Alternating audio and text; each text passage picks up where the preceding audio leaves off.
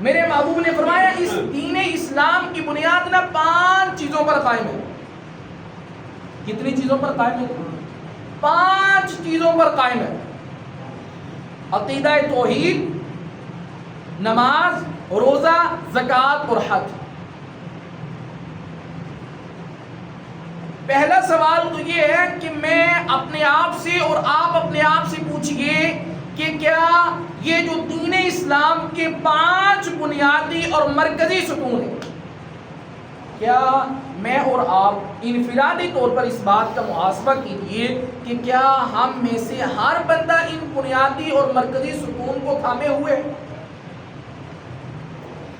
پہلا ہے عقیدہ توحید. الحمدللہ ثم الحمدللہ، اللہ کا کروڑا مرتبہ شکر ہے کہ ہم عقیدہ توحید کے قائل ہیں. ہم اس عقیدے کے اوپر مار مٹنے کے لیے تیار ہیں. اس عقیدے کے اندر کسی بھی قسم کی شراکت داری برداشت کرنے کے لیے تیار ہیں. اور اس کے بعد کیا ہے؟ نماز ہے، روزہ ہے، زکوٰۃ ہے اور حج. روزہ سال میں 1 مرتبہ ہے. رمضان مبارک کا مہینہ آیا تو روزہ فرض، چلا گیا تو روزے کی فرضیت ختم، پھر اگلے سال کا انتظار ہے. اور روزہ ہر کسی پر فرض نہیں ہے. نابالغ بچہ ہے، بچی ہے، فرض نہیں ہے. کوئی بندہ مسافر ہے، فرض نہیں ہے. کوئی بندہ جو ہے وہ بیمار ہے، نہیں رکھ سکتا تو اس کے اوپر فرض نہیں ہے. وہ کیا کر لے، بعد میں ان کو قضا کر. اور ایک بندہ جو ہے وہ شیخ فانی ہے، بہت زیادہ بوڑھا ہے، یہ ایک آدمی بہت زیادہ بیمار ہے. وہ اتنا بیمار ہے کہ ڈاکٹروں نے کہا کہ بھئی آپ بچ ہی نہیں سکتے، آپ کے 4 دن ہیں، 4 مہینے ہیں، 4 سال جتنے بھی ہیں آپ چارپائی پر پڑے رہیں گے. اب شریعت کیا کہتی ہے کہ بھئی اس کے جتنے بھی روزے ہیں ان کی طرف سے کیا دے دو، فدیہ دے دو. زکوٰۃ ہر مسلمان پر فرض نہیں ہے. زکوٰۃ اس مسلمان پر فرض ہے جو بالغ بھی ہو، صاحب عقل بھی ہو، اور اسی طرح فرمایا کہ وہ بندہ صاحب نصاب بھی ہو. اگر ایک آدمی بالغ بھی ہے، مسلمان بھی ہے، لیکن صاحب استطاعت نہیں، اس پر زکوٰۃ نہیں. حج جو ہے وہ فرض ہے، زندگی میں 1 مرتبہ فرض ہے. ایک بندہ جو مسلمان بھی ہے، عاقل بالغ بھی ہے، اور وہ صاحب استطاعت بھی ہے، صاحب نصاب بھی ہے، اب اس پر 1 مرتبہ کیا کرنا، حج کرنا فرض ہے. اگر اس نے 1 مرتبہ حج ادا کر دیا، اب اس کے بعد وہ چاہے وہ شخص اربوں خربوں کا مالک ہی کیوں نہ ہو، چاہے روزانہ کی بنیاد پر اس کی جو آمدن ہے وہ اربوں خربوں کی ہو جائے، منٹوں کے حساب سے اربوں خربوں کی ہو جائے، لیکن حج اس پر جو فرض تھا اس نے اس کو کیا کر دیا، ادا کر دیا. اب اس پر جو ہے وہ حج فرض نہیں.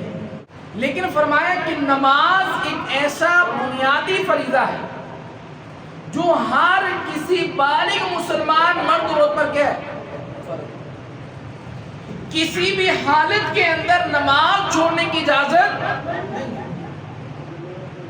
اگر کوئی کہے کہ جناب میں بیمار ہوں، میں کھڑا نہیں ہو سکتا، شریعت کہتی بیٹھ جاؤ، چھوڑنی نہیں ہے نماز.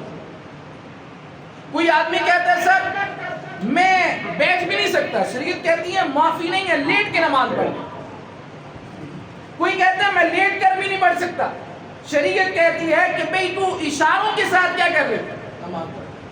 کوئی کہتا ہے کہ بھئی میں اشاروں کے ساتھ بھی نماز نہیں پڑھ سکتا، شریعت کہتی ہے کہ اب اس صورت میں تو اس بات کا انتظار کر کے اگر اللہ تجھے صحت عطا فرما دے تو جتنی نمازیں تو نے چھوڑی ہیں سب کی کیا کرے گا، قضا کرے گا.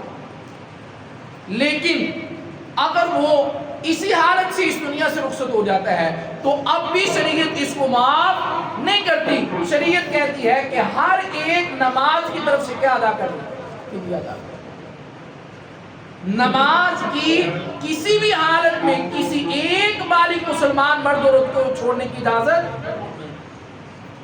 اور صحابہ کرام فرماتے ہیں کہ ہمارے دور کے رسول اللہ صلی اللہ علیہ وسلم کی موجودگی میں کسی منافق کو بھی نماز چھوڑنے کی ضرورت نہ ہو. اور اگر میں معذرت کے ساتھ کہوں کہ آج کا مسلمان اگر نماز نہیں پڑھتا تو وہ حضور کے دور کا جو منافق تھا اس سے بھی کیا گزرا ہے کہ حضور کے دور میں منافق بھی نماز کو جو ہے وہ چھوڑنے کی ضرورت نہیں کر رہا. اور آج کا مسلمان باباگے دوہل جو ہے وہ نماز کو کیا کر رہا ہے؟ چھوڑ رہا، اس کو فکر ہی کوئی نہیں. اذان ہو رہی ہے، اس کے کانوں پر جھوم تک نہیں لگ رہی. اور اگر کوئی بالفرض والمحال مائی کا لال ہمت کاری لیتا ہے، کیا ہی دیتا ہے کہ بھئی آؤ نماز پڑھنے کے لیے چلتے ہیں، اور وہ آدمی آگے سے ایک ایسا کڑوا جواب دیتا ہے کہ جو دعوت دینے والا ہوتا ہے اس کو بھی اپنی سات نسلیں یاد آ جاتی ہیں. وہ بھی سوچنا شروع کر دیتا ہے کہ یار میں نے کون سی جو ہے وہ تمبوریوں کے کھکے کو کیا لگا لیا، ہاتھ لگا لیا. میں اس کو دعوت دے رہا ہوں کہ آؤ بھئی نماز کے لیے، یہ آگے سے میرے ساتھ جو ہے وہ بدتمیزی کر رہے ہیں، بد تہذیبی کر رہے ہیں، زبان درازی کر رہے ہیں. جاؤ اپنا کام کرو، بڑے نمازی آئے، بڑے دیکھے آپ جیسے ہم نے، آپ تو یہ کرتے ہو، آپ تو یہ کرتے ہو، آپ تو وہ کرتے ہو، نماز پڑھنے کا کیا فائدہ؟ عجیب منطق ہے یار. کم از کم تم سے تو وہ اچھا ہی ہے نا. ساری کالی کرتوتیں جو آپ نے اس کو گنوائی ہیں، جس نے آپ کو دعوت دی ہے، وہ ساری کالی کرتوتیں آپ بھی کرتے ہیں. لیکن ایک چیز کا اضافہ تو ہے نا کہ بھئی آپ کالی کرتوتیں